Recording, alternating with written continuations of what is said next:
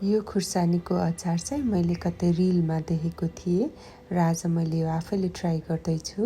पहिला मैले 200 ग्राम खुर्सानी लिए। यसलाई धोएर पखालेर यसको मोइस्चर सुकाइसकेपछि यसलाई सानसानो पिसमा काटेँ।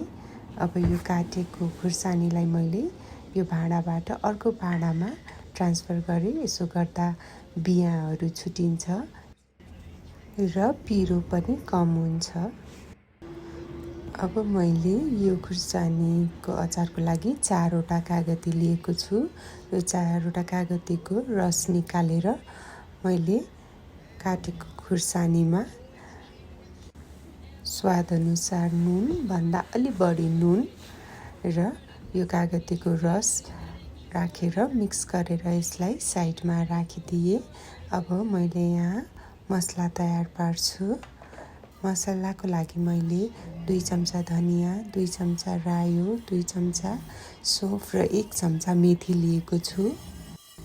यसलाई भुटेर सेलाएर मैले यसलाई ग्राइन्ड पनि गरेँ र यता प्यानमा तेल बसालेँ र त्यो मिक्स गरेको खुर्सानीमा मैले अघि तयार पारेको मसला हालिदिएँ र यसलाई मिक्स गरेँ।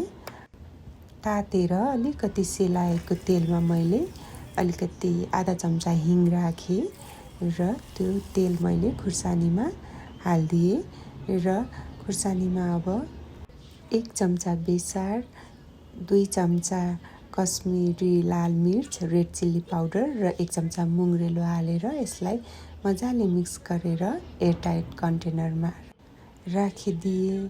ट्राई गर्नुहोस् है, एकदमै मिठो हुन्छ। हस्, थ्याङ्क यू।